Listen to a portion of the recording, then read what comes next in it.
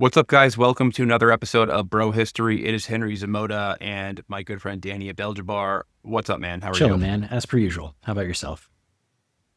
I'm doing well. Interesting. So Venezuela is old Yeah, news, already. as we said, that by the time we do our next episode, this will be on the back page of your newspaper. Mhm. No one will care about it anymore. Well, I mean, I think some people still care, but no one's going to be talking about it, especially not in the mainstream media. So, Most people don't care about it huh? until something goes wrong. Even if something does go wrong, because most likely won't get headline news, but it's been overshadowed, as we also said, that it's going to be overshadowed by Iran. You called that.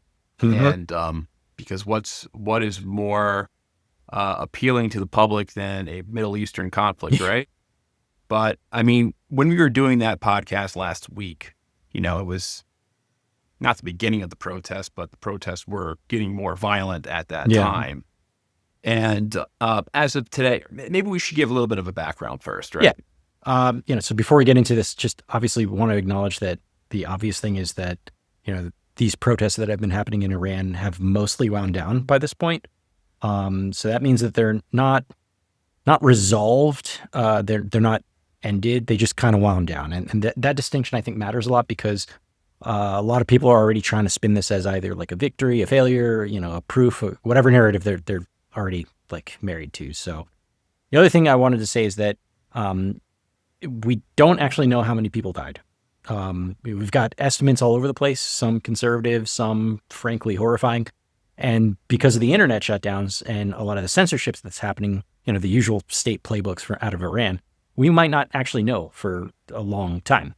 And that's important because, this episode isn't going to come from a place of like cheering anything on. People got shot, people got arrested. A lot of people's lives are wrecked. And that's just the baseline. We're not going to treat this as like content or like a Twitter sports game or some shit like that. Like, you can oppose the Iranian regime. You could sympathize with these protesters. You can wait, and want things to change. But, we're really just kind of asking, a uncomfortable question, which is like, why does this keep happening? And specifically, why does this keep happening the same exact way? Because this wasn't Iran's first protest, and it wasn't the second. It wasn't even the fifth. Depending on how you count it, this is like, I don't know, the 20th or 30th major uprising since like 1979. And every single time we go through this cycle, it's like, there's this economic trigger, there's legitimate anger for it. Then, people get out with their slogans and then the Western media will, say, hey, this is it. This is the end of the Iranian regime. And then the state escalates some force and then it goes quiet again, and what makes this one in particular hit harder is that, economically, I think Iran is in a really worse spot than what it's been in a long time. And the currency collapse that they had was brutal. The inflation is insane. The subsidies have been cut. People can't afford basic shit. This particular protest didn't just, spring up from some like ideological thing. It started the same way a lot of Iranian protests start. I can't live like this anymore, and then they go out into the streets and riot about it. And in Iran, that's always going to become political because there's no way to separate, the economy from the system that runs it.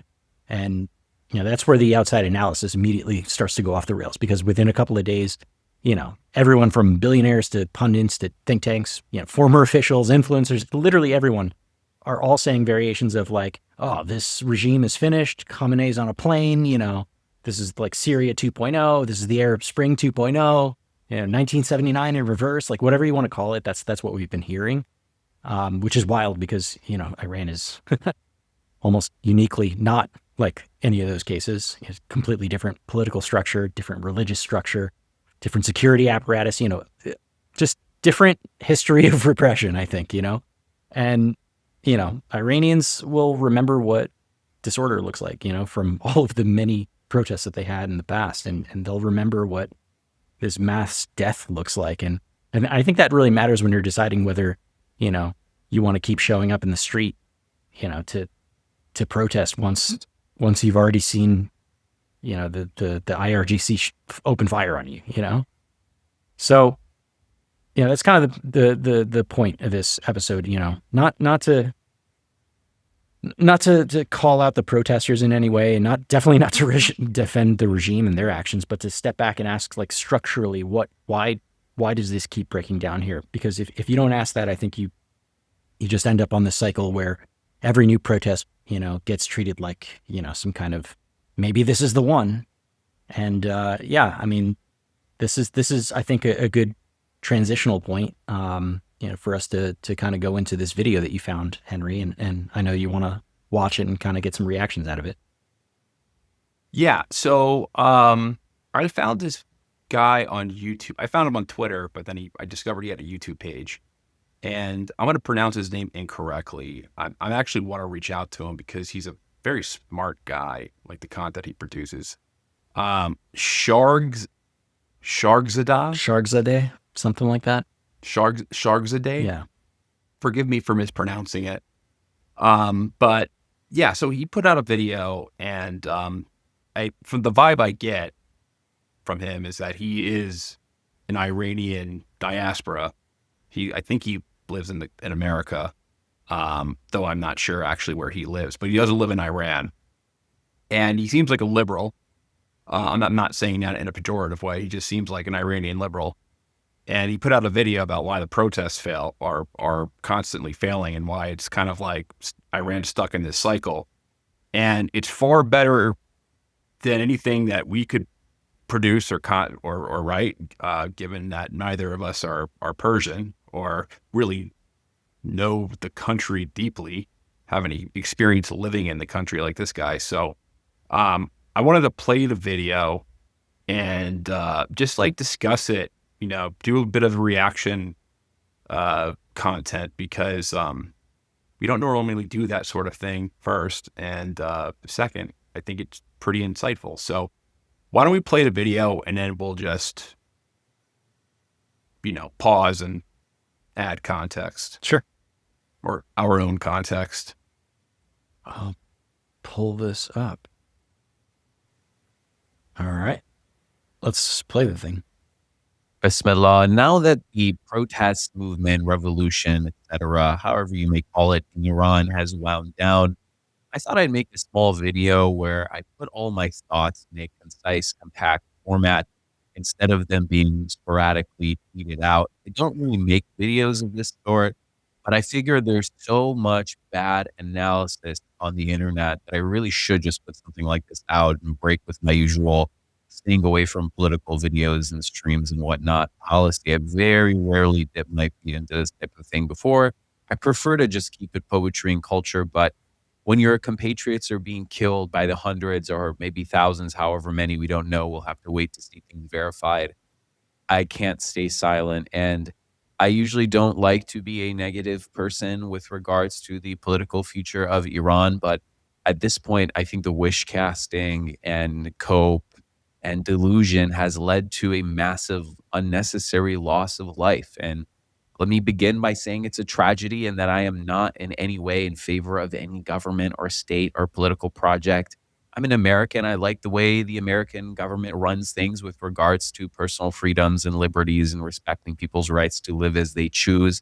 I would like to see such a thing happen in Iran, although I'll leave the specifics to people who live in Iran permanently, who are only citizens of that country, to determine what the future of that state will look like. I'll just say from afar, I look at Iran and I say, I wish them the best. I hope that they can live a dignified, free, prosperous, etc. life. So setting that aside, why did this protest movement fall apart? In the early days, you had billionaires, Elon Musk, Donald Trump, all kinds of think tank losers saying, oh, it's over. The mullahs are going to Moscow. That's actually the first post I saw that showed me people have no idea what's going on. It went super viral, saying, Khamenei and 20 or 50 people, even people like Patrick Bet-David, not that he's a genius by any sense of the word, any stretch of the imagination, but even people like him who are at least Iranian, they know a little bit about Iran, they could speak the Persian language.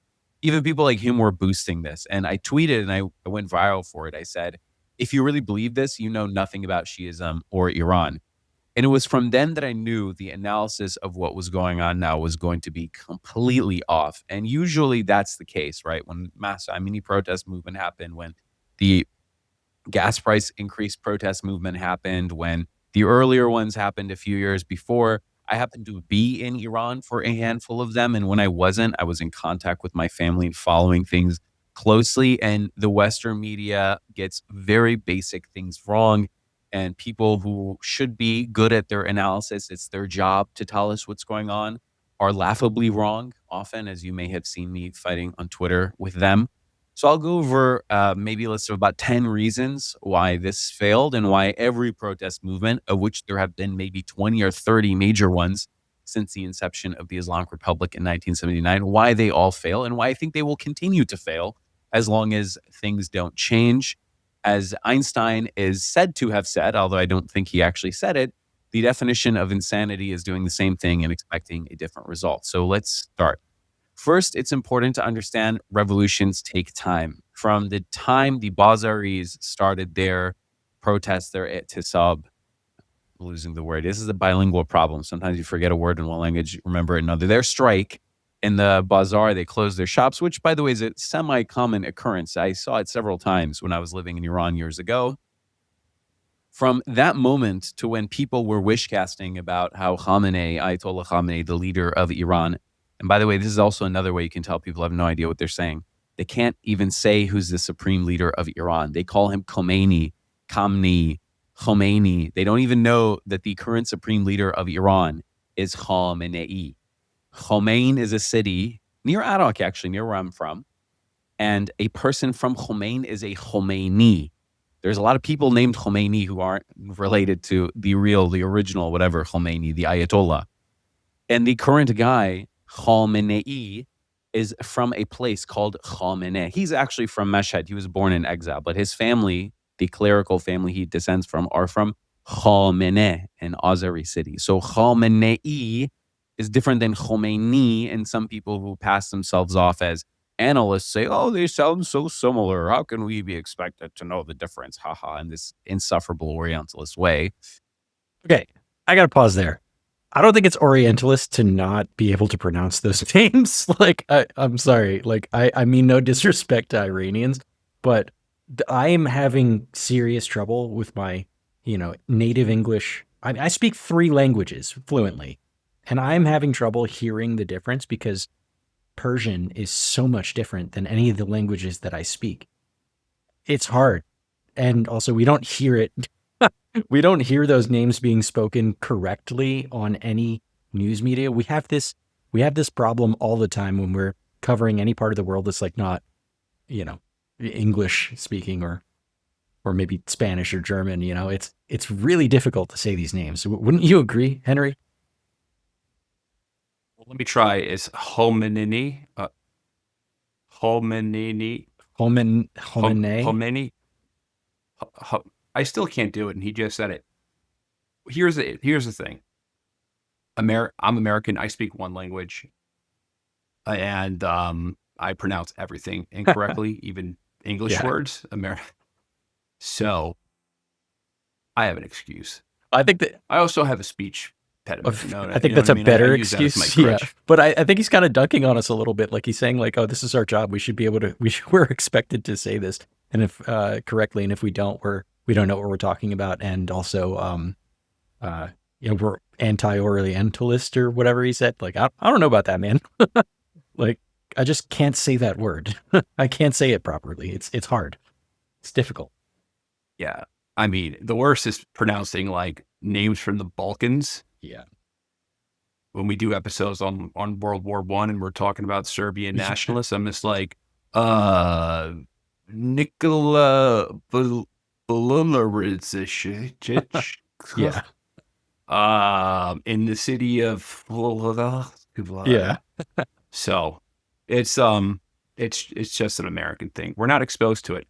Another thing is that, we're not analysts. Yeah, no, we're not. We're not Persian or Iranian We're just analysts. guys. And he's not talking to normal people. I think he's talking to like a very specific group of like, people who are paid to study Iran and study Persia. That's what I think he's talking about. Yeah, maybe. Mm-hmm.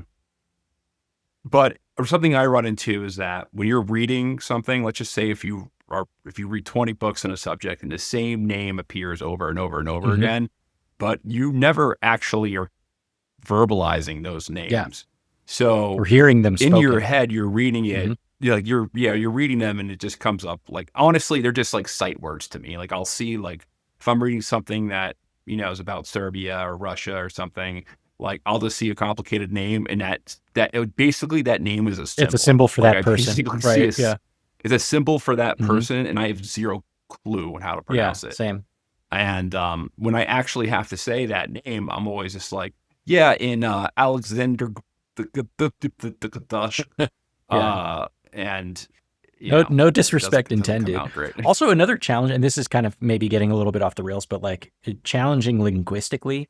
I don't know if Persian is the same, but I know that in Arabic there are many ways to write names and like proper nouns um, in English, right? With Roman characters, because the sounds don't translate. Like the Arabic letters don't translate one to one to specific letters. So, for example, do you ever remember seeing Muammar Gaddafi's name written? It'd be like Gaddafi with a G, Qdafi with a Q, you know, Gaddafi with a K. It's like there's a couple of ways that you could potentially write it, and you know, because there's no real good way to do it. Um, I wonder if I'm wondering out loud if Persian is the same. I imagine that might be the case, but I think you're right. Just when I read these names, they just become symbols for a person, place, or thing. And outside of that, unless I heard somebody say it over and over again, I'm probably not going to be able to say it myself. So, getting caught with my pants down. I still have uh, problems pronouncing Nikola Jokic. Yeah. And like the best basketball player in the Mhm. world. I still have to think before I pronounce his Yeah. last name. So it's Funny just story about that. like all It's these. like my last name is Abdel Jabbar, spelled the way you probably see it, all over the internet. And I always like to joke that because anytime like any non-Arabic speaker sees that name, they like stumble over it. They're like, "Oh shit, how do I say that name?" Right? And then I always joke. I say, "Hey, Kareem Abdul-Jabbar? Yeah, that's my uncle."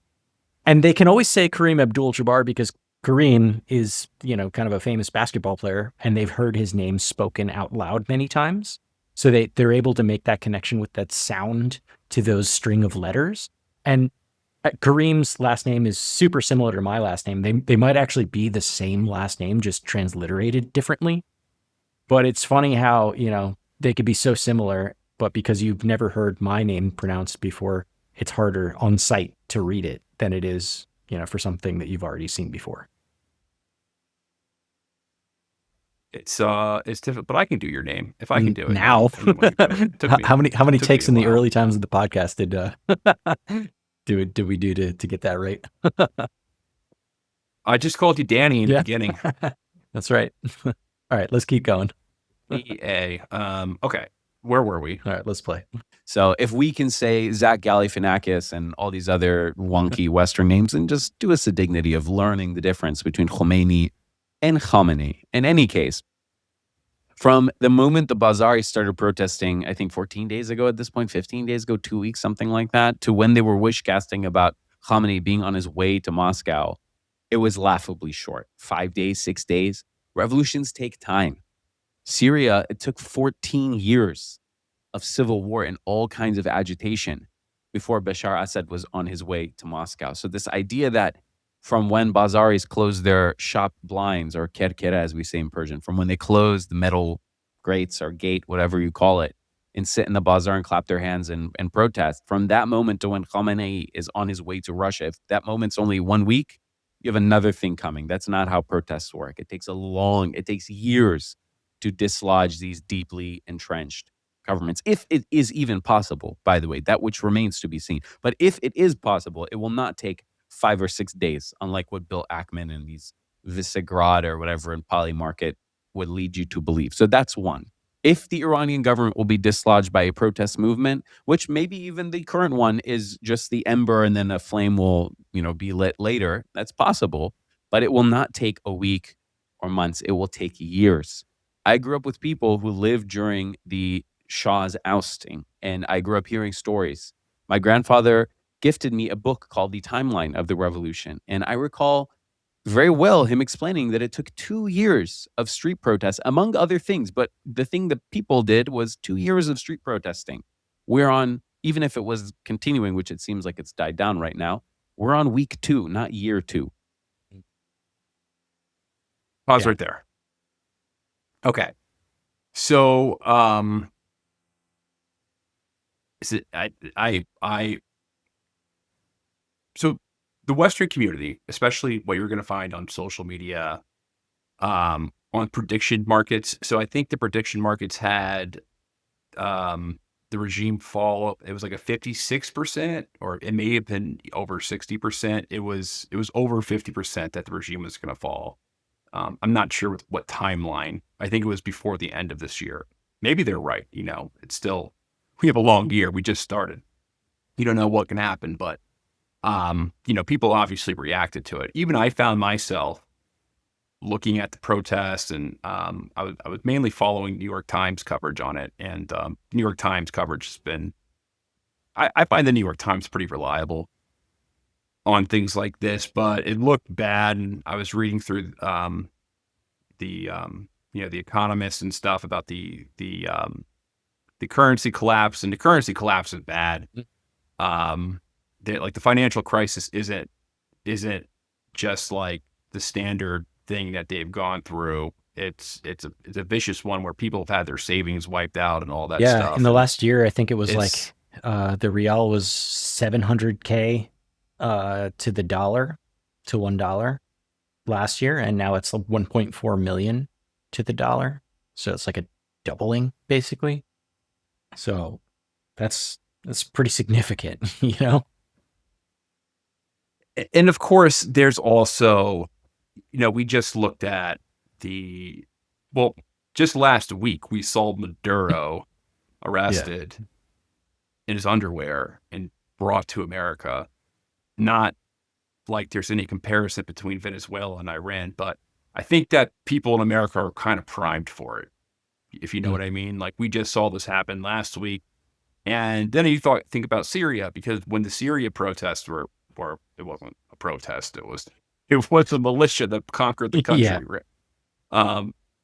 It was a armed group that conquered the country. When that happened, I was thinking like, oh shit, I don't think they'll take over. And then that was what, 2 weeks? What did it take? 2 weeks for Assad to run? That's a bit of a misnomer. I think like it wasn't like the 2 weeks was like the last chapter of a long, like decade long, process. But you're right. It did feel like, oh shit, that happened overnight, because it kind of did. At least the last chapter. Right. But most people, the final episode. Most people that are watching or like paying attention or not paying attention, I should say, the normies will be like, oh yeah, Syria, they, that HTS group, they took that over in like 2 weeks. And while that's like technically true, the reality of this is that it took over a decade of protest and armed violence and militias and, external countries, supporting different armed rebel groups and, people losing territory and elite people flipping sides for them to get to the point where HTS could take over in 2 weeks. So, actually this is kind of in favor of what, what Mohammed Sharghzadeh is saying. Yeah. And I agree with that, but it's just, we're primed to see shit happen right now. We're the old thing, they used to say nothing ever happens, has like been ruined. Now things tend to happen very quickly. So I think even I, who have experience watching these things unfold, felt like, who knows what can happen? Is this it? And then, you're on social media, and then when you go on social media, it's like, you don't know what the hell is true. Like half the videos are AI now, more than half are AI, or they're just like footage from a couple of years ago. So it's just so hard to really decipher footage from a completely different, part of the world, like different conflict altogether. I fall for that a lot, unfortunately. Yeah, I mean, even with Venezuela, you saw, I think it was even Trump himself, or it may have been Alex Jones, um, who did this, where he posted a picture, a video of Argentina celebrating the World Cup Mhm. victory, and said it was like Venezuelans celebrating the arrest of Maduro.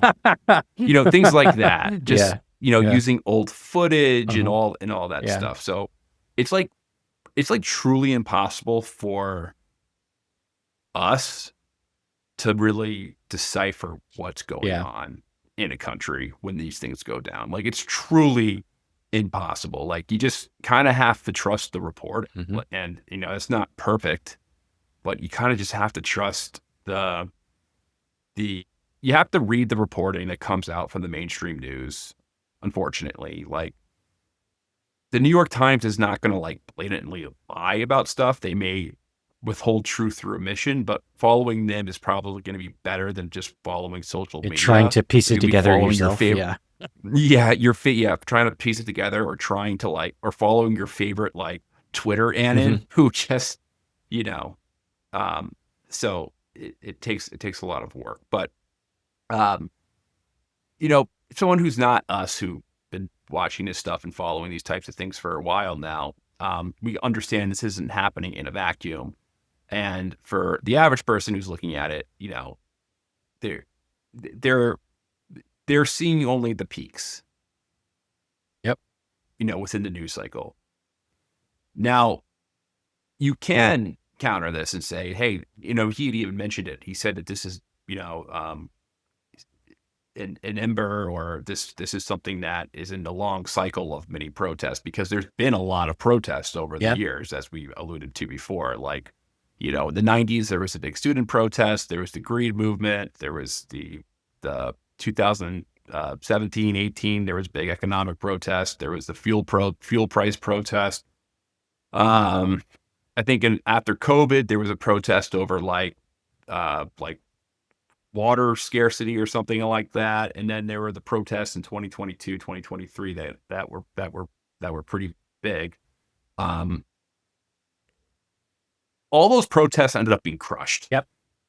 Like, all of them were brutally Mhm. crushed, as far as I know, where the IRGC came out and started killing protesters, and they were they were resolved. So it seems the same thing happened. We don't know how many people died yet, but I agree. I mean, revolutions do take a long time. If you follow like the revolutionary struggle of Vladimir Lenin, it took a very long time to do. It took Mao a very long time to to to take over China. It took Syria. It took 14 years um, for like a true regime to like just overthrow the government, and it not just become a complete failed state instantaneously. So let's keep on going. So there's that. Another thing, and none of these are in order, by the way, they came to my mind as they came. Protests require a leader, generally speaking, or at least an ideology, ideally both. So Ayatollah Khomeini was the leader, indisputable, of the original revolution that brought us to having an Islamic Republic. And his ideology was a mixture of anti-Westernism, Islamism, third worldism, somewhat socialist Islamic economics, etc., etc. He had an ideology. Now, you can disagree with it. You can say it's terrible. You can say it's ruined Iran. That's all well and good. You can believe what you want about it. But what you cannot say is that he didn't have one. He had one. And the people believed in it. Now, whether they were duped and fooled or lied to, again, you can debate. And whether they were stupid for believing in it, you can debate. But they believed in it. They went out and chanted Na Sharqi na Gharbi Jumhuri Islami, which is the phrase, the motto of Iran's foreign ministry, if I'm not mistaken. Neither Eastern nor Western, but an Islamic republic. So not communist, not democracy and capitalism, but some sort of third system, which speaks to the confidence of Iranians. Maybe it's our fault that we were called Dudul Tala, or literally golden penis, by our mothers since we were born. So we believe that somehow Golden what? Did he say that their moms called them golden penis? Is this a thing? I don't know. I think maybe you misheard him. Keep on going. Okay. That's weird. I'm going to have to Google that. We can come up with a third system, that the 20th century cooked up communism and capitalism, and that it is up to the Iranian people to craft the third system. But in any case, it had a leader and an ideology. There is currently no ideology for the Iranian protest movement. No one believes in democracy anymore. Even the places where democracy flourished do not believe in democracy. We are heading in a post-liberal future in the West, for better or for worse. It is what it is. No one actually believes in democracy. And in what sense will Iran be democratic when they say Iran will have a democratic transition? If you believe Iran will become a Jeffersonian or Hamiltonian or Western style, European style, Greco-Roman democracy, you are mistaken. You are politically naive. I have no other thing to say about that, and I will not debate it. You should just go through your political evolution and understand why that is naive. A country that has 3,000 years of absolute monarchy, absolute rule, including right now, arbitrary rule, will not immediately transition to a parliamentary-based absolute democracy or a limited democracy or whatever, with all of its religious and sectarian difficulties, with a population that don't really even fully believe in that notion to begin with. This is another Western hubris. We think that everyone will just believe in the way the world, our way of how the world should work. And obviously that's not the case. The Chinese don't have that. Why should Iranians have that necessarily? Now, if Iranians want it, good for them. I'm not here to tell them what to do. But if you believe that that's the immediate, obvious outcome, you are wrong. So there's that. There's no... Let's stop it right here. So, I don't know enough about like what people are saying or like Iranian public sentiment to know it, like if they believe in democracy or not, or if they're inspired by Thomas Jefferson and Alexander Hamilton and American founding fathers. And so I don't know the answer to that. From my perspective, and from what I know about Iran, it seems like the country doesn't. It seems like most countries outside the West aren't yearning for freedom as we define it. As George Bush has said, yearning for kind of a liberal democracy. And I think it's an interesting point. I do agree that as a society, as a world, we're actually moving in a post-liberal world. Now, in terms of do you just from being an outsider, like, do you know what they're protesting for? We know what they're protesting against. They're protesting against the regime and the shitty living conditions that they're in. Like, there's not, I don't know, there's no it's a really important point that he brings up, because there doesn't seem to be some kind of ideology that's backing this, that's fueling it, other than just resentment. It's down with the regime, death to this guy. Like, what actually replaces it? Like, what is that? What is the positive program? Like, what is the system? What's the ideology? What's the end state? And like, that hasn't been articulated. Like, there hasn't been that dialectical, or there hasn't seemed to be that dialectical process that's taking place where people are talking about ideas of like what would be the ideal Iranian state and what it would look like, and they're not having the deal with all the different. They're not having like that white picket line. What do we want? Insert thing that we want here. You know, like all they're just saying is just like, we can't deal with this anymore. Yeah, like, so what percentage of people are protesting for American style republicanism? Nobody actually knows. I highly doubt any of them. Yeah, I highly doubt it. And there's no credible evidence that a large coherent share of Iranian protesters are mobilizing around, Western style or American style republicanism as this political goal. Mm-hmm. The protest energy is negative, and it's directed towards, clerical rule. It's directed towards corruption. It's directed towards inflation, the social repression, the humiliation, just the general stagnation of society. There's like women activists there too, though. They believe that Iran is like not banning, doesn't have the hijab ban anymore. Grievances that I'm sure are just very widely shared across the country. But, I'm not sure what the end game is. And a lot of countries in the East don't have that lived experience of democracy, of these types of political traditions. Yeah. So it's tough to know if that's even in, and I'm not saying DNA as in like genetically, like if that's in their DNA genetically, but if that's even like a part of their conceptual horizon, that like we're gonna have this kind of like this government that's broken down by different branches. We'll have like, an executive branch that people vote for, and then we have parliamentary, and we have judicial system and checks and boundaries, and we write a constitution, and we do freedom of speech, and we have all these laws to protect the sovereign rights of the individual. Like, is that part of the conceptual horizon? And it's not bad if it's not part of your conceptual horizon. Like, there's other ways to obviously govern. There's been many ways to govern throughout history. And, who knows how long our country is going to govern as a liberal democracy. So we'll see. But, if you just look at history, like look at the Russian Revolution, for example.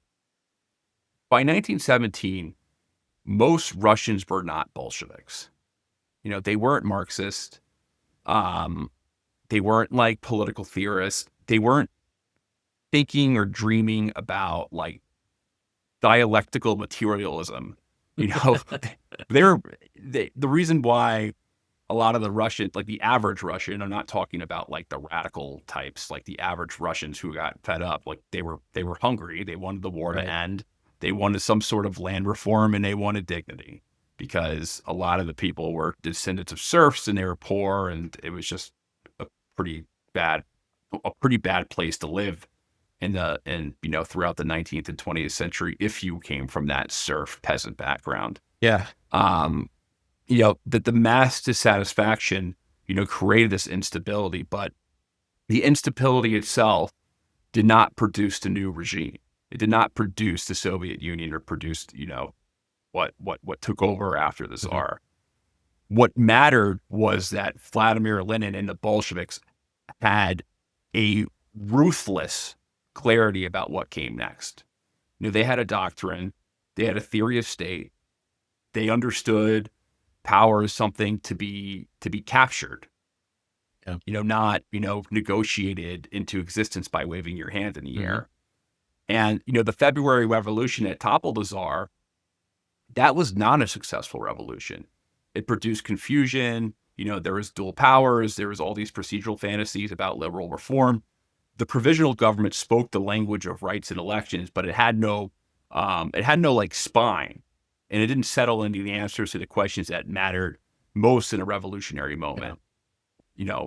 Those questions really, like the questions that come up during the revolutionary moment is who commands the army? Yeah. Like who controls food distribution? Yeah. Who's going to be deciding like what institutions are legitimate? And then in that vacuum stepped a small, very disciplined movement that knew exactly how to answer those questions. The Bolsheviks didn't win because most people loved communism. They won because they were the only faction with a coherent ideology, and they matched that with a very concrete strategy for rule. And if you look at the French Revolution, the French Revolution it started off with like moderate reformers talking about constitutional monarchy and civic rights and all that stuff. Within a few years, all those people are sidelined or imprisoned or killed. And, the Jacobins, they didn't like come out. They didn't win because they ultimately lost, but they were winning for a while. They didn't, they didn't get the power because like the French peasantry was obsessed with Rousseau. They won because they were the only faction willing to centralize authority and mobilize, frankly, mass violence and rule through terror when the state collapsed. Like HTS. Yeah, like HTS. And and I'm using like kind of like Marxist and communist governments, but I think there is some similarity to it. Like I think there's something kind of, I'm not saying that the Islamic Republic is communist, but there is that element within the ideology. It's a mix of a bunch of things that frankly I don't understand all of them. Like the Chinese Communist Revolution, same thing. Like most Chinese peasants were not Marxist intellectuals. What they wanted was land and order and food and that. And the Chinese nationalists had the international recognition and respect and like respectable institutions that they could present to the world, but they were corrupt and they were fragmented and they were unable to like impose the discipline needed to create the state. And Mao, he offered something that was just very brutally simple, like a total ideology, a party that functioned as an army, and a willingness to rule through force in areas that the state had already evaporated. And I'm using these examples because, it's not that the mass needs to be indoctrinated or shouting for like the same ideology, but it needs to be vanguard element of a revolution for it to be successful. Like there needs to be a very, very serious part of the revolution that says, I know what we want. This is how we're going to do it. This is how we're going to get the people involved in it. This is what we're going to do with the army. This is what we're going to do with this institution. This is what we're going to do with all the people that we don't like. We're going to kill them or exile them or do whatever bad things with them. There needs to be that serious part of the vanguard of that revolutionary movement for it to ultimately kind of turn itself into another government. And from what I've seen and what I've read, I don't think that this protest movement really has that vanguard that is like super confident. They don't have it and ready to. I'd offer an analysis that they don't have it because Iran kills them. Like I've been reading a lot about how they've made like something like 10,000 arrests so far. And, they're doing kind of like kangaroo courts, quick, summary executions, like quite literally, like some of them are being sentenced to death in the cases of like when they're suspected of being like leaders of these movements. So like, I think Iran knows that if they just keep cutting the head off the snake, or in this case, I feel like it probably is more like a hydra. There's probably so many voices that are trying to get something out there, but they just kill them. And then they don't have a coherent, strategy, coherent brand to follow behind. But I agree. They'd need it in order for there to be like effectual change. They'd need a leader. Yeah. Well, you know how many communists Chiang Kai-shek killed? A lot. Dude, it's the old Chinese national, like the Chinese Civil War, even before Mao really popped up on the scene as like a revolutionary leader. The Chinese nationalists were fucking just like just killing, just going into towns where there was expected communists and just fucking killing everyone. Like they were extremely brutal to communists. And some say the Soviet Union fell. The Russian Empire fell because they weren't brutal enough to the communists. That's a question for another day. But the vanguards are going to be killed. That's why, again, you need to be inspired by such ideological fervor where you are ready to die for the cause. Because if you are a revolutionary, it usually doesn't end up like you don't live to tell the tale. It's very rare. Yeah, it's very rare that the revolutionary, like the guy who's like, we're gonna change everything. Like that person. That person is usually killed. More often than not. And it takes a lot of them. It takes so many of them. Like it takes like a like a system, frankly, like a profession, like a sports team that will, their second, third their best player gets like hurt. second, third, and fourth string quarterbacks, right?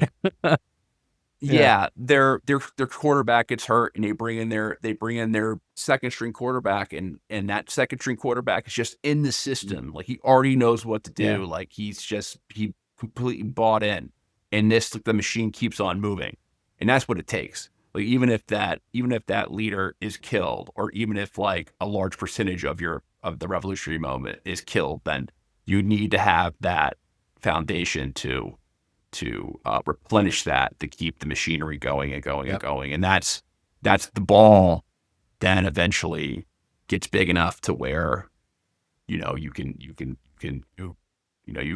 make change either through politics or just through violence, which,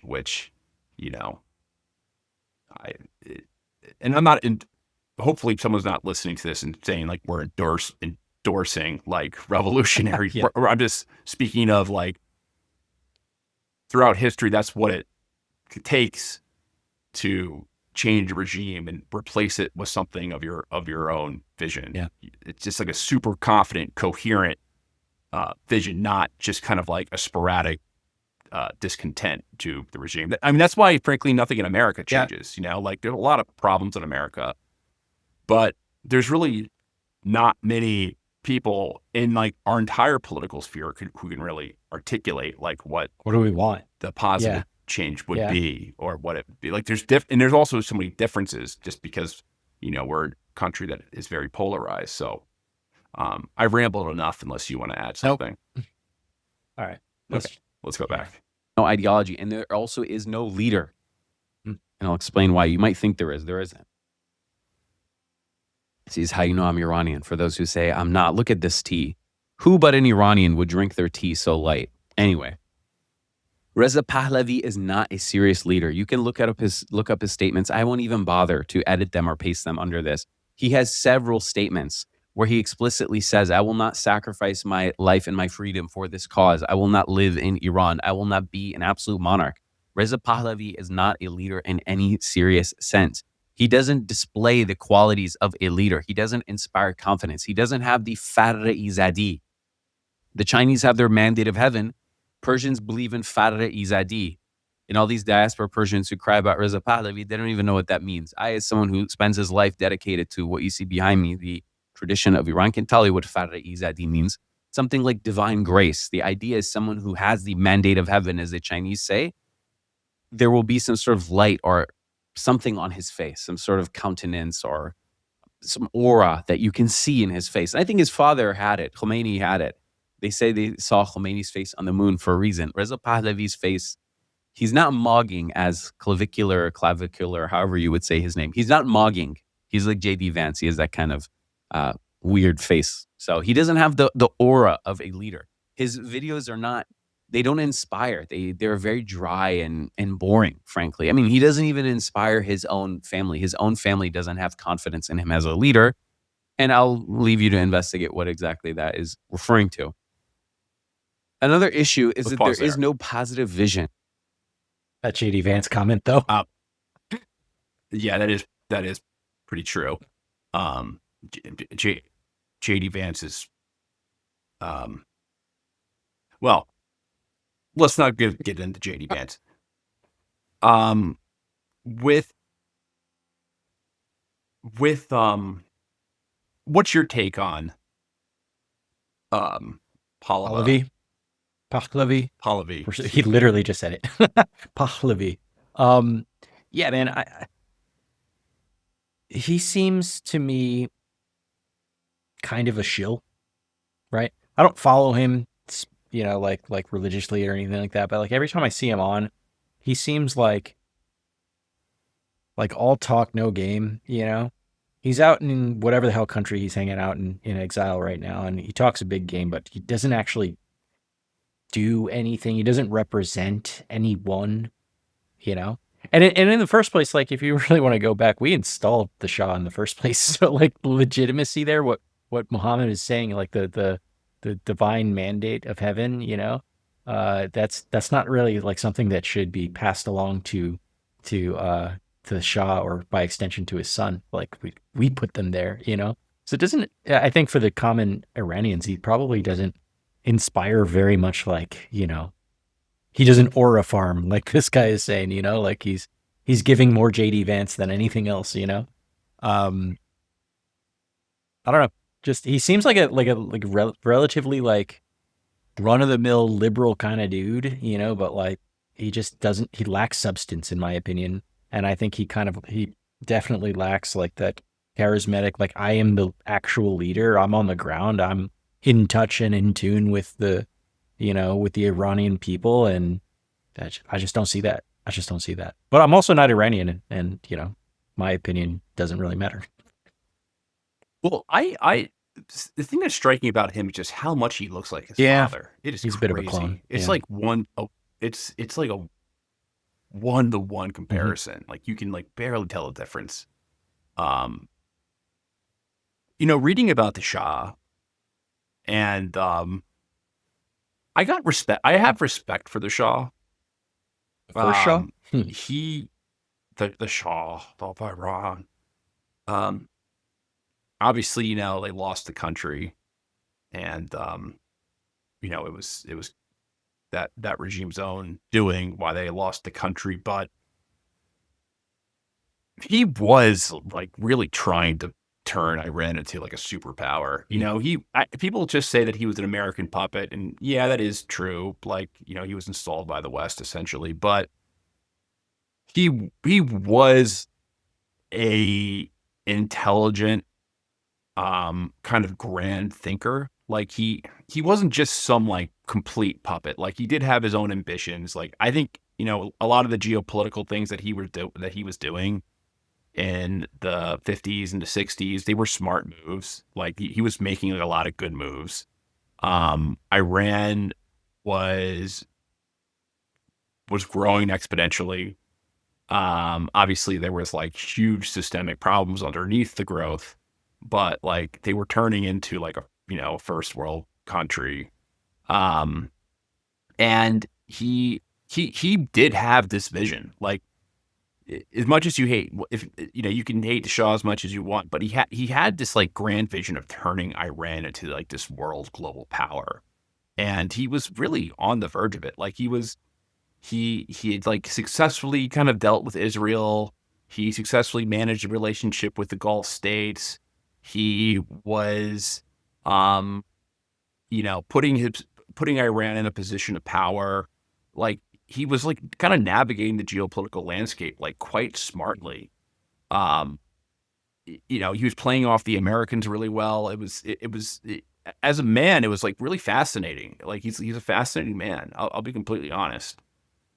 I understand why Patrick Bet Davis like loves him so much and has like a framed picture of him, because I think if I came from a family that was a royalist or was a monarchist in Iran, I'd probably like love the guy too. But the country fell because there were systemic problems that weren't addressed with across, conservative parts of the segments, different groups. I mean, the politics of the era are beyond my means to understand. But his son obviously is just kind of the fact that the son is able to use his father's like aura as a point of legitimacy does say a lot. But I agree. Like he is, he's a diaspora, whatever, government in exile type guy with no real power, doesn't really have true stakes. He doesn't really have stakes in the game. So it's just like hard to hear him to take him seriously when he's like, yeah, like I support protest. I'm not going there. No, are you kidding me? Yeah, I don't blame him for saying that. I don't want to go there either, but it's like he's like a double disconnect, right? You have the disconnect of being in exile, which we've even had a guy on recently who was part of the government in exile for East Turkestan, right? And I can sympathize with what he's saying because he sounds passionate and he has a very clear idea for how to move forward. So, that's still one layer of disconnection from the people in Iran, living in Iran. And then the second layer, the guy that we spoke to would die for East Turkestan. Exactly. Like he was truly passionate. Sally was. He wasn't a pretender. Right, exactly. He actually got shit done. But here's the thing. There's a second disconnection for, this guy, the Shah's son, and it's that he's not the Shah. It's just his son, right? And so the idea that just somehow because he looks like him and because it's his son, that somehow he's just like the same good. It's like voting for George W. Bush because you liked George Bush. Well, there's two different people did it. Yeah, I know, but like we saw how that worked out, right? Like it didn't, right? Like they're not the same person. I don't get this. Like I agree with your assessment of the Shah. I don't get this from Pahlavi. I don't get that same vibe, And I suspect that the Iranians probably feel the same. Yeah. I'm on a. I might diverge a little bit, but did you see that Rudy Giuliani? He came out and it was like,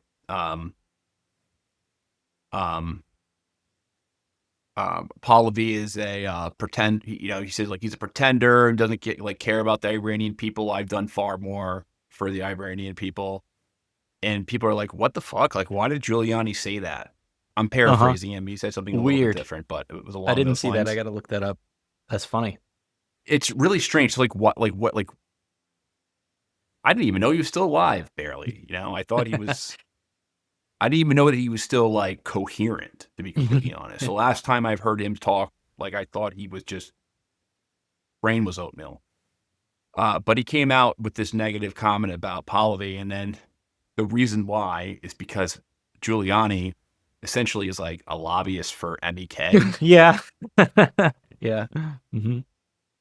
So it's just like this weird internal battle over like who. Side note, I wonder what is the legitimate. I wonder what MEK has government been in up exile. to in this situation, because I haven't really heard a whole lot about them in relation to this string of protests. Yeah, I'm honestly not sure. That would be an interesting thing to follow. I'm gonna have to literally Google that think because they're still I've not heard a single thing about specifically about MEK and all this. Interesting. Okay. Do you want to continue this thing? Just a -1. It's not enough to say we don't want this, so go die because we don't want it. What do you want instead in reality?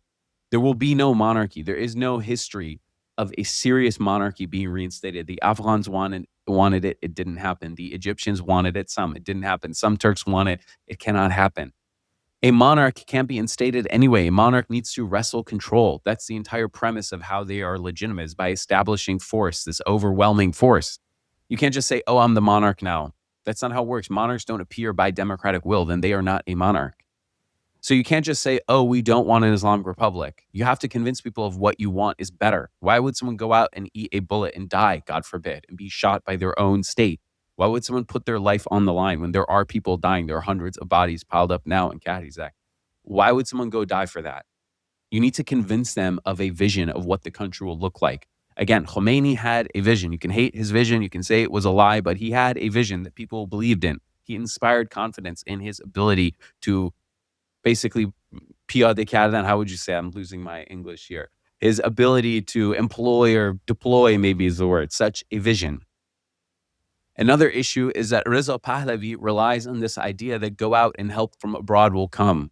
Lindsey Graham, oh, we're going to help Iran. And Ted Cruz, oh, we're going to help Iran.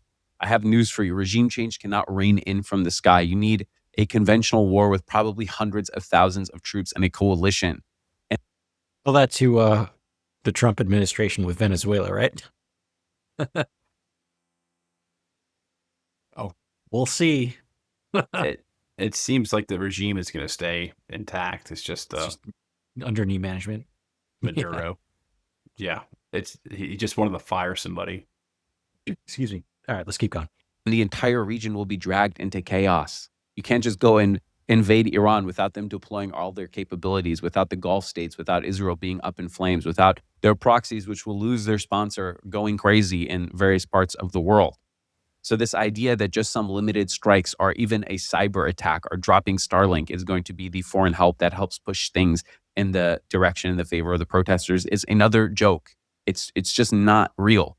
If foreign bombs and executions were going to topple the regime, it would have happened during the 12-day war, right? The Iranian government demonstrated its ability to retaliate and defend itself effectively. So Israel ended the war. If Israel felt that the war could end the regime, they would have kept the war going. They stopped it. So what does that tell you? That's another dead end. Another issue is that people seem to think that the government's fate is just a fall because it's poor or its proxies are lost or because its ideology is hollow. I have news for you. North Korea doesn't have proxies. Cuba doesn't have proxies. Cuba and North Korea's ideology is hollow. You heard him. Mohammed said Cuba doesn't have proxies, so Venezuela is not a Cuban proxy, Marco Rubio. This is a really interesting point, and it's true. And I mean, he's right. Like, I think we weigh too much on Iran's proxies as its like only source of power, when you don't necessarily need proxies. But go on, let him finish his point. Let him finish his point, and then let's jump in. Poor governments can just limp on forever. As depressing as that sounds, they don't really need much as long as the people don't rise up. You know, Iranians are poor and they're doing very badly now. There's no doubt, but they do also have phones. They do also have modern amenities, right? Iran is comparatively poorer than it was 5 or 10 years ago, but it's not on the level of a sub-Saharan African country, or it is not even at the level of Cuba, which somehow persists along. So I'm not saying Iranians aren't miserable right now. They definitely are, but they're not literally hungry to the point where they have nothing left to lose. They still do have something to lose. Wish casting was saying they're so hungry, they have nothing left to lose. They're willing to go die. Well, that proved itself false because the protests wound down when the stakes were raised by the government, when they said, okay, now we're shooting for real, which is, again, is not acceptable by my standard. I'm speaking as an American here who believes in values of freedom, democracy, etc. But for average Iranians, their life is still not bad enough. And even if it was that bad, you can still repress it because, again, look at Cuba, look at North Korea. Governments can just persist indefinitely in a state of repression. And even if they don't persist indefinitely, even if they crash, that is not a good outcome to hope for, right? It's not good to say, oh, it can be like Iraq where we sanction and isolate them indefinitely until they just collapse and implode. That is not a good outcome. Okay, stop here. So that's a really good point. It's also like a very depressing point. When you think about it, because it's true, like governments can live in repression. Like they can absolutely, I think we as Americans, we believe that, you know, a government that's shitty to its people and is super corrupt and, you know, it has, you know, limited free, you know, rights for it, you know, has all these sorts of problems, that it automatically means it's going to fail. Since really the 20th century, since like the modern states have been created, have been established, they are very, very resilient. Mhm. Like states are extremely, extremely resilient. And the North Korea example is like perfect. Like North Korea's poor shit. Sanctioned to hell. It's sanctioned to absolute hell. It's and like, has there ever been a time where that regime has actually been threatened or that's suffered like serious upheaval? I mean, North Korea, I mean, I think internally they are actually they would like to integrate into the rest of the world. However, I mean, that government can just go on and on and on and on and on and on and on. And unfortunately, like, I think even if America, and this is like a kind of a bleak vision, if let's just say if like our country just became more and more repressive over time, just like every 10 years we've lost more rights than we had before, and the economy was worse, and there were all these systemic problems, and you know, there was horrible unemployment, and the wealth inequality kept on rising.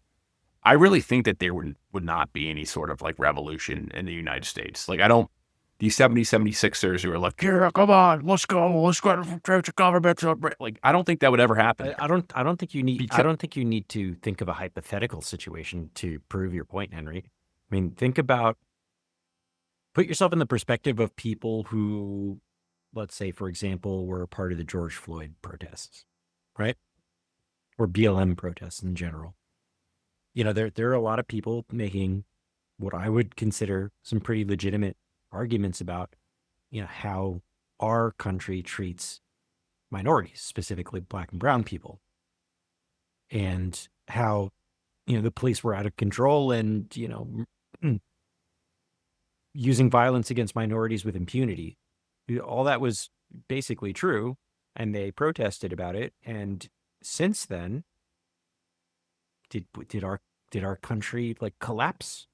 Did we have some kind of institutional change? There were so many people, like, we can take the opposite side of the argument. So many people on the J6 round, that were very upset with the outcome of the election. Some of them thought that it was stolen from them. And then they protested, right? They stormed the Capitol. And then Biden became president. And did the country collapse? Did all the institutions fall apart? No. I mean, I can do many more modern things. And the sad reality about this is that, like, right now, what are we protesting about these days? Epstein files. That's not doing anything. ICE raids. Yeah, a lot of people are very understandably upset about that, but it's not going to really change anything. So in these examples, as sad as it sounds, like, no matter where you are on any of those topics, like what side of those arguments you fall on, there are some legitimate, like, grievances that large groups of Americans have and have protested for, and where some of those protests have even turned violent, and the country still keeps going with the status quo. So, it's possible. Yeah, I mean, take COVID, for example. Mhm. Like, people truly thought that, like, they were losing their own bodily Autonomy. You were being forced or mandated to put something in your body. Your life, if you owned a small business, your livelihood was destroyed. And did people overthrow the government? Nope. Did people even really protest? Because it's true, like, when the government at the end of the day will always have the power of escalation. Yep. Because they have the monopoly on violence. So you can protest. When they come out and decide to shoot you, like, there's really nothing you could do. Not unless you're You can go willing home. to shoot back. But then you're going to die. Yeah, then you're guaranteed so- to die, right? So Mhm.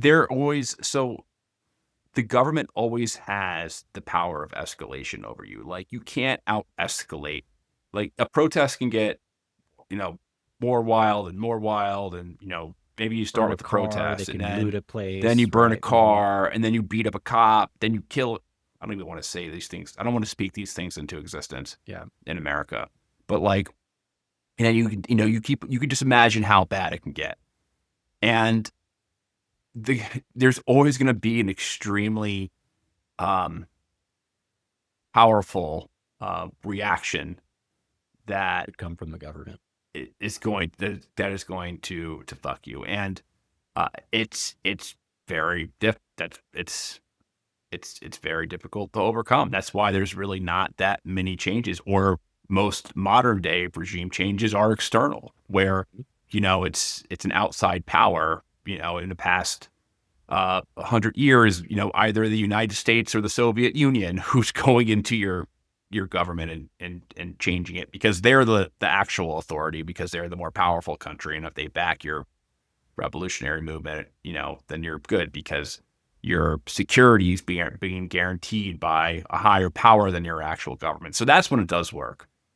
But when there isn't that higher power, and I guess with Iran, so, like, Iran's in a position where it's like, we could overthrow 90% of the countries if we really wanted to in the world, probably more than that. but Iran is like kind of a porcupine because like the United States could probably handle a successful regime change, but like it would be at a huge cost. And it's like a cost that nobody sane, knock on wood, A good deal. would want to It's occur. not a good deal. So I mean that's truly like what what the protesters would be banking on is some type of coalition of countries saying, "Hey, we're going to step in and guarantee your security." But hey, I mean, Trump said that he was going to, maybe about a week ago, he said that if the Iranian regime kills any protesters, and that we're going to Better not shoot respond because with military we'll action. shoot back. Yeah, that's what he said. At that point, he said that they had already at killed least many, like many 20 people. protesters have been killed. So how do you walk you that know, back? is- And right now, earlier today, a couple hours ago, Iran shut down their airspace in anticipation of a potential U.S. strike. So I mean, maybe they know something that we don't. I mean, airspace is closing down is generally a pretty good sign that there's going to be some kind of escalation. So maybe Trump's about to, put his money where his mouth is, so to speak, pretty soon. Yeah. Very a big black pill, but there's also white pills. But let's continue. All right. Another issue is that religious people will be more motivated than secular people. This is just universally true. Religious people in Iran who support the government are more motivated, have more of a sense of confidence in themselves, in their beliefs, in their correctness. They have more fire in their bellies than people who don't believe in anything. And this goes to part of the confidence crisis or the decline of the West or whatever you want to call it, where secular people don't believe in life. They don't believe in a future. I remember years ago, there was a list of the most common names in Iran, and secular Iranians were mad because you didn't see any Kurosh and et cetera, these westernized Iranian names, or not westernized, I should say. They're names that westernized Iranians give their kids, but they come from books like the Shahnameh from the pre-Islamic tradition. Sohrab and Kurosh, you didn't see those names. You saw Ali Reza and Fatima and Zainab and these types of religious names because religious Iranians have more kids. And they believe in the future of Iran. They believe in staying in Iran no matter what. They don't have anywhere to go. If you're a religious Iranian, where do you go? Iraq? Lebanon? I mean, forget it. They're not going anywhere. Whereas secular Iranians, they don't believe in the afterlife. If a religious person dies, they believe they go to heaven. If a secular person dies, they believe nothing happens. And furthermore, they'll just leave. They'll go live in the West like many of us have. They'll just come and live in the West, and they won't love the fact that they're not in their homeland, but they can live. Whereas Iranians who are religious believe they have nowhere to go. People who are motivated by religion will always, whether it's a good thing or a bad thing, right? You can be a secular Iranian and say, Muhammad Sadi wrote that the smell of poop will overpower the smell of musk. I agree. That's true. Maybe that's the case, but they're still overpowering the secular people, and they will continue to do so.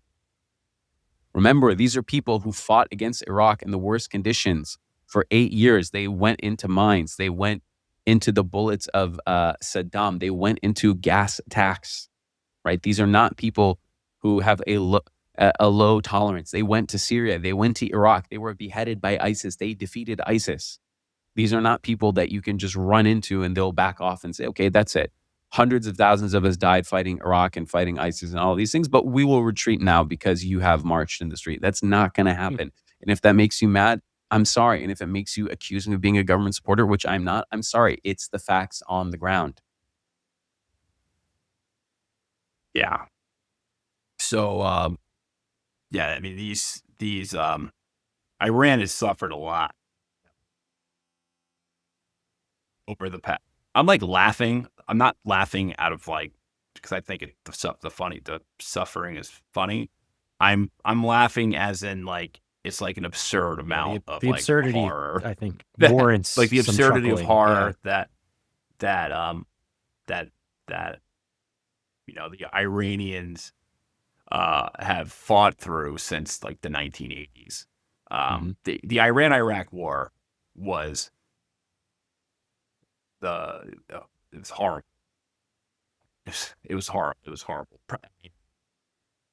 Between it was the worst war in the second half of the 20th century by far. And it was basically just World War I in the Middle East, like horrible trench warfare, gas attacks, just horrible stories, like absolute horrible stories. And then of course, like, they were fighting ISIS and the terror wars, or they're part of the terror wars. So these are hard people. Like, these aren't a bunch of pussies. These people have balls. And the point he makes about religion. So because I agree. So, like, movements that are rooted in like religion, or not just religion. I think it's totalizing belief systems. Yeah. They outlast secular or like lifestyle based opposition, because the moment is bigger than their material suffering. Their pain is absorbed into a story that stretches backward and forward in time. Giving hardship a purpose beyond their relief or escape. It's bigger than them. Yeah, the suffering is the contribution to the movement, right? And what moves history forward is not like these grievances alone, but this vision that ignites imagination. It sanctifies the sacrifice. It sanctifies sacrifice, and that binds you into something much larger than yourself. One of my favorite books ever is Fire in the Mind of Men. Fire in the Minds of Men. It's by James Billington. It was basically a study on revolutionary revolutionary movements, and it was written for the Library of Congress. It's like really, really good. It's an 1,000-page book that just goes over like from the French Revolution to the Russian Revolution, and it really just goes into the fucking mindset of like these people who were like from the head cadres of the revolution to like the people on the street, lower level people. Like, these people fucking believed in what they were doing. Like, they truly, truly believed in what they were doing, and they truly saw themselves as part of history. Like, they they were part of this like epic historical process. So the hunger and repression like did not, all these things were kind of like proof of their commitments. And when they suffered, these were things that just intensified their beliefs. So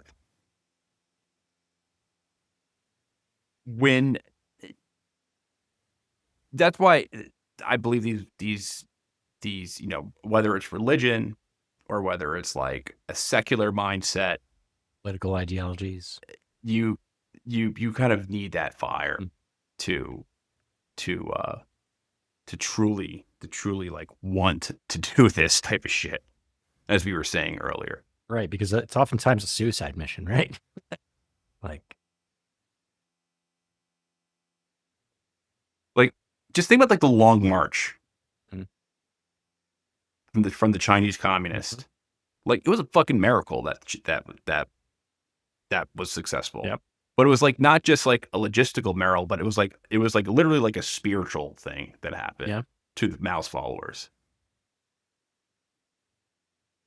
And because Mao's followers endured conditions that should have destroyed any kind of rational movement. Yeah. Because these people believed that they are walking inside history itself. Right.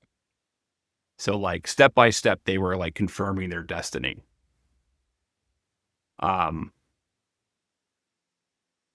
So let's go on. The next issue that has come up, among many, by the way, I cannot exhaust them all, but these are just things that have come to my mind in the last few days, is there's no solution for regime remnants. So every time there is a government change scenario, you need to do something with the previous people. I think a good model is South Africa's Peace and Reconciliation Commission, where you come forward and you say, look, these are the awful things I did. I'm sorry. You have a window to come and apologize in some sort of just system of semi-forgiveness, and then some punishments for the worst people will be done. And then the society will just move on. You can't have a situation where every regime remnant will be punished. The Iranians who go out and chant Imsal Salihune, this year is the year of blood, or when they write the names of mullahs on power tita bar, what is it, like the street lamps? Yeah, the power poles in the street. Tita bar. Someone translate what tita bar is. They write the names of mullahs and they take a picture. The idea being we're going to hang this, like Laudi Johnny from this one, we're going to hang Jannati from that one, we're going to hang this guy from that one. How does that inspire confidence in people to defect from the regime? It doesn't. Iranians who are anti-government, their explicit stance is that people who are pro-government, not even people who are part of the regime, people who are just average citizens who defend the government will be punished. Or even people like me who are not pro-government, who are just not pro-Pahlavi. They tell me you will be killed in the new Iran. Don't dare step foot in the free Iran. We will come find you and kill you, or we will come to where you are and kill you now. They post pictures of the children and grandchildren and even great-grandchildren of regime assets or people or whatever. And they say, go find these people and kill them. Here's their address. Dude, these are grandchildren of some random mullah. Maybe they hate Islam. Who knows who these people are? So they are not inspiring confidence that Iran will have a South Africa-style transition, or even any type of reasonable transition. They are telling us we're going to have some sort of de-Baathification situation in Iran, where everyone is purged and punished. And then what happened in Iraq when you de-Baathified the Sunnis? They became ISIS, some of them. Well, when these Islamic Republicans are de-Baathified in a free Iran, what are they going to do? Do you remember what Iran was like when the Shah was in charge? Because I've spoken to people who remember. They formed terror cells and they would execute, or assassinate people who were part of the Shah's state. They would go, they were part of Fedayeen Islam. They have subway stations named after them in Tehran, by the way. And they would go and execute people and yell Allahu Akbar after they did it. They tried to execute the Shah. This was common practice back then. They probably, maybe, who knows, ultimately burned down Cinema Rex with 400 people inside because the movie theaters were places of, fisq or fujur, of, impropriety, of un-Islamic things. So do you think that you will have a situation where 20% of the population is punished or is shamed or sent to jail, and that there will be no backlash, that these people who've spent 40, 50 years fighting and being armed and being in paramilitary groups will just ride off into the darkness? No, of course not. There is no serious solution for how to deal with a regime remnant in a post-Islamic Republic scenario. These people are not serious about it. When they say this is the year of blood, we're going to hang you all, we're going to kill you all, that's why no one's defected, by the way. How did Syria fall? They had defections. How did Egypt succeed in its revolutions? Its leaders were turned in by other people who were higher ups. Reza Pahlavi created his stupid app with a QR code and claimed 50,000 regime people had signed up to be defectors. چی شد رضا جون؟ اون 50,000 تا کجان که مردم بیچاره داشتن پر میشدن؟ چرا اونا نیومدن بیرون؟ Reza June, what happened to those 50,000 people when those poor Iranians were getting shot in the street? How come those 50,000 didn't come out? Because they don't exist. It's an AI movement. It's a Twitter movement. The attacks Trump was supposed to do are AI and Twitter. The supporters that Reza Pahlavi had were AI and Twitter. It's all AI. It's all fake. Where are those 50,000? No one is going to defect and break ranks because there is no future for them in an Iran that is freed. When Iran changes regime, if it ever does, there will be no future for regime remnants. They can't say, oh, I was some technocrat, I was some bureaucrat, I didn't do anything wrong, can I just stay in my position? They don't believe in the magnanimity of Pahlavists or whatever. And frankly, it's because they also didn't have that magnanimity, right? When the Shah's regime changed, a lot of random poor people's lives were ruined. So they also expect that to happen to them. And you can say it's a two-way problem, right? It's not just the Pahlavist problem, but they did something like that, so they fear it being done to them. That also speaks to a greater problem in Iranian culture, by the way, that we prioritize our feelings of revenge or personal satisfaction over the country being a better place. So if it meant that I had to withhold my sense of justice for the sake of moving on and building a better Iran, I would do that. But the other people don't want to do that. So then they won't defect, and then there will be no collapse of the government, which is, by the way, the only realistic way that the government will fall is that there will be internal defections. Otherwise, there's not going to be a large-scale invasion, and airstrikes are not going to destroy the government. And street protests of an unarmed populace that has less and less appetite for street protests is not going to do it. Really, the only chance that they have is for defections to happen. And there is no confidence inspired in anyone who would defect. Number 8 is that there is no test case for a regime change or revolution in the region. Egypt had that whole internal reshuffling thing. The country's worse than it was before. I went to Egypt. People told me, I wish that Hosni Mubarak was still here.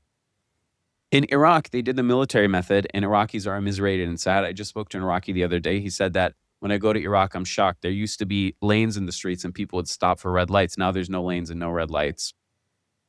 You had all the other Arab Spring countries like Libya, where they tried the airstrike and bombing and no-fly zone method. Didn't work. Syria is a mess. It's barely a country. There is no test case for a revolution, especially in our part of the world, but really any part of the world, that ends up in a positive place. Even Ukraine, you could say. They had their color revolution, their Euromaidan thing, and they were moving towards the West. And now they're embroiled in this war with Russia. There is no test case for a country that goes through a genuine revolution, not some reshuffling, but a real revolution, and comes out the other end to live to speak about it, right? We just have destruction and death. So that also doesn't inspire confidence. And the last thing, number 9, there should be 10 maybe. I'll let you comment what you think number 10 should be, is the inability to accept basic facts. What I've just told you, I think any reasonable person who isn't dogmatic or isn't connected to Iran in some way could say, yeah, I think I agree with some of that. That makes sense.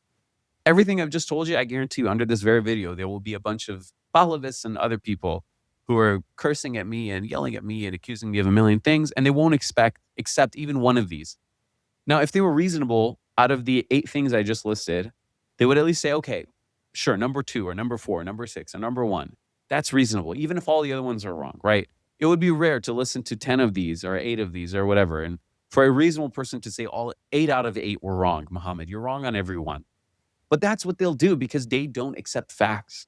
Throughout, from the beginning of the protests to the end, I was saying, here's the problem with this, here's the problem with that, here's the problem with this. And everyone was saying, you're wrong, you're wrong, you're wrong. Just wait, we'll see. You'll be tortured in a free Iran. And now that the protest movement has ended, they won't accept that they were wrong. They won't recalibrate. And then the next time they won't recalibrate. We've had 20 or 30 of these protest movements since the revolution happened. When will they accept that some recalibration maybe is a good idea? Some looking at the facts and adjusting based on that? They won't. So as long as the Iranian oppositional class has no leader, no ideology, no ability to accept basic reality, no test case, no way to inspire confidence, no way to inspire defections, or at least tell people that in a future free Iran, there won't be some insane purge of religious people. There won't be some score settling for a year or two where religious people are randomly accused of being Islamic Republicans and all of their stuff is expropriated. As long as religious people are motivated and their heels are dug in and secular people are less motivated and just likely to leave, as long as all of what I've said is true, the situation in Iran will persist indefinitely. And I know that Iranians abroad don't want to hear that. And a lot of Iranians in Iran probably don't want to hear that. But that is the reality. Now, what you can do is you can look at reality and adjust based on that. Or you can keep hitting your head against the wall. Hey, sarat basang bukhora, as we say in Persian. Your head can just keep striking the wall. You could just keep hitting the wall with your forehead. And then your forehead can be bloodied and battered and bruised. And you can just do that over and over again, as we are. And in that midst, the people that I'm speaking to now, the foreign Iranians, nothing will happen to them. Their life will go on as usual. But the people in Iran will continue to suffer. They will continue to be sanctioned. They will continue to be poor. And they will continue to die. And all of that is awful. And anyone who's Iranian feels that's awful, including me. I don't like to look at videos of where I grew up and see people miserable and shot and in pain and complaining. I don't like to call Iran and hear that things are worse and not better. But as long as we are immature and we don't address what I've just brought up and more, things will not improve. They will only get worse. And there are many countries in the global south where that is the case. There are more examples of places getting worse than places getting better. We have more third world failure stories than third world success stories. For every Dubai and Singapore, there are more Irans and Iraqs and Cubas. That's how I see things. If you disagree, let me know. If you're respectful disagreeer, I'm happy to see it. If you have anything I missed, please add it. And if you want to see more sober analysis of Iran, just stay tuned. Maybe I'll make more of these. I haven't in the past, but let's see if their reception is good. And there aren't too many people saying that I'm a regime supporter, then maybe I'll continue making these. That's it for now. And if you want to learn Persian, by the way, which is my main gig, so you can actually analyze Iran properly, then see the link in my bio. Until then, Khodafez. Goodbye. All right. So that was a great video. I thought that was a really, really, really good, really great insight into what's going on. And obviously coming from an Iranian expat, it's valuable insight because this guy's lived in Iran. He lives in America. I think if you want to make a case about countries that had an authoritarian government and they changed without some type of bloody revolution, like, I guess it's kind of hard to count, but I mean, they're there, like Spain.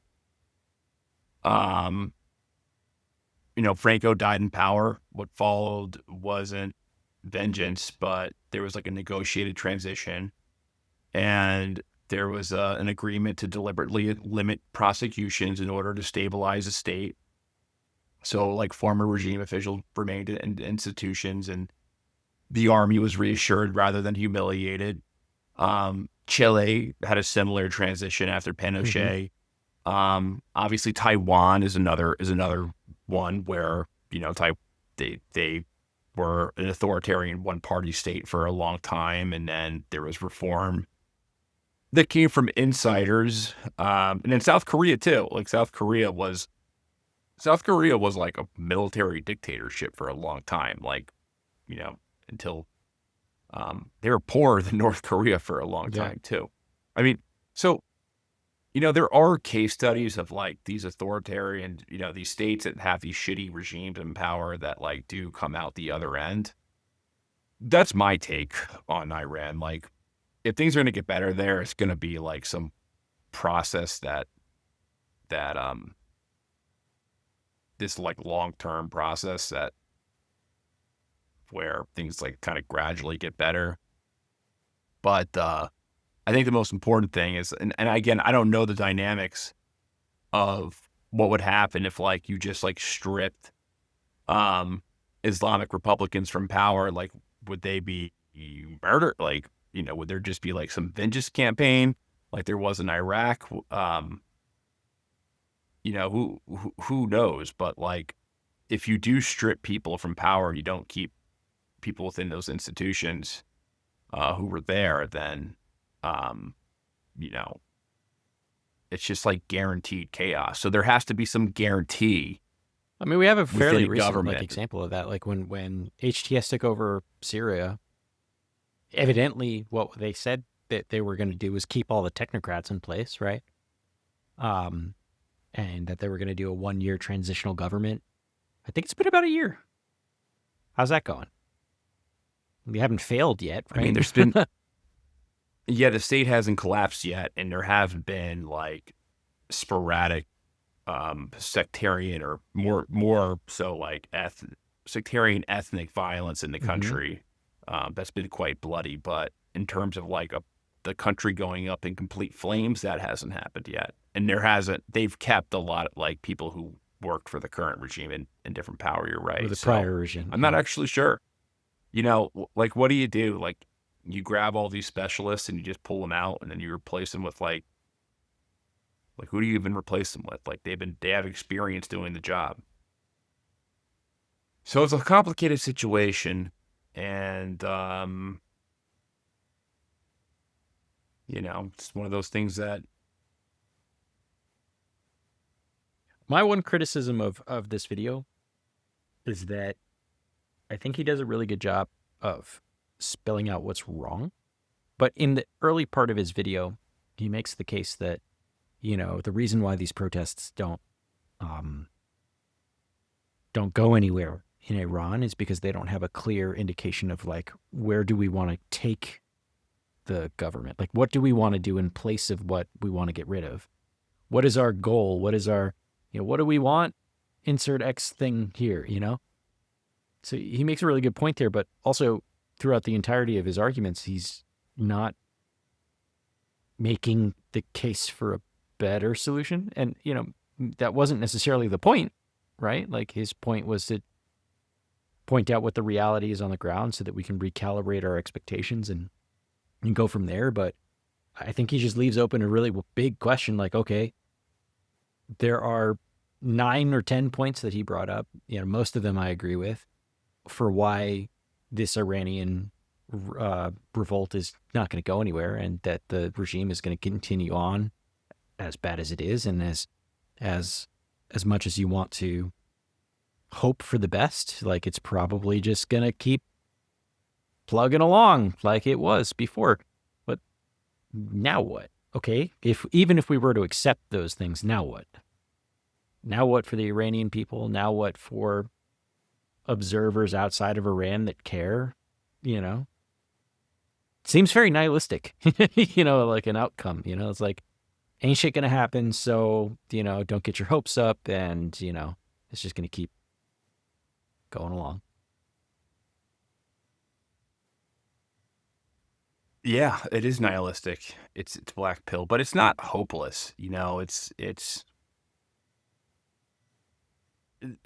Iran. Iran lifted their like hijab ban, right? Okay. So you don't need to have a hijab. Like even in Saudi Arabia, like women can drive now. Things gradually change. But honestly, I think that change happens most through just like exposure to other cultures. Like eventually, like people will, if they want to take things from a different culture that they think will improve their society, when they're exposed to it, they'll take it. Sure, but like we isolate the shit out of that country. You know what I mean? Like they can't engage in trade or like commerce or travel or other foreign exchanges. Yeah. So I think what has to happen is that you bring them into the fold. Like the world just treats them like a normal country, and then they probably gradually change. So are we arguing for let's do JCPOA again? Because I think that's a good idea. Well, yeah, of course. That would be my argument, is that don't, you sit down and you sit the Israelis and the Iranians down at a table and you say, okay, let's just solve all the issues and then go from there. But, oh, wait, we tried that. Yep. Right? Didn't we try that? And then there was a sneak attack. So, it's a lot of it's with the Israelis. The Israeli policy is, I'm actually prepping something for Israel-Iranian relations. It goes over the history between basically the 50s until like around 2006, and it's Israeli policy that essentially Iran is like weakened and isolated, because because like the truth is, if Iran didn't have all these restrictions, they would be like a very competent, and the country would be doing really well. Mm-hmm. Like they have natural resources, they have a very educated population, they obviously have, they're a huge oil exporter. It's like they would be a first world country if they didn't have all these sanctions and all that. And that's a security threat to Israel, because that prevents them from dominating the region. So that's really like the big thing they're running into. It's external. It's external. Well, it's the Israeli Monroe Doctrine on their side. Yeah, and you can make that same exact argument for Venezuela. If we didn't fucking just sanction the I mean, they ruined their own country by themselves for the most part, but we certainly poured the gasoline on that flame. We made it worse. So until it's the world revolves around America, and So until it doesn't, Iran is going to be until repressed. That sucks.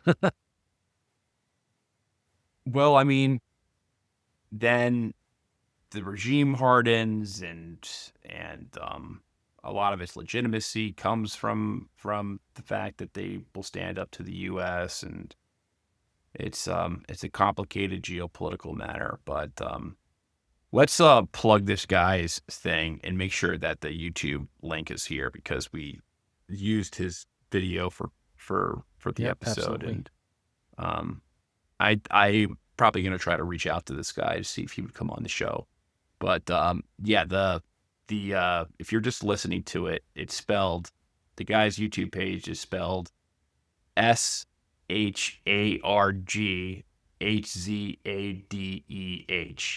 It's on YouTube. So give that guy a subscription, subscribe to that guy, because he is releasing some really interesting content, and I will certainly be checking out whatever he publishes. So subscribe to him, subscribe to us as well, and find us on all of your podcast apps. Find us on YouTube. Go to our Substack if you want to support us. Danny, anything else to add? Engage with us in the comments. Talk to me. That's about it. Yes, come talk.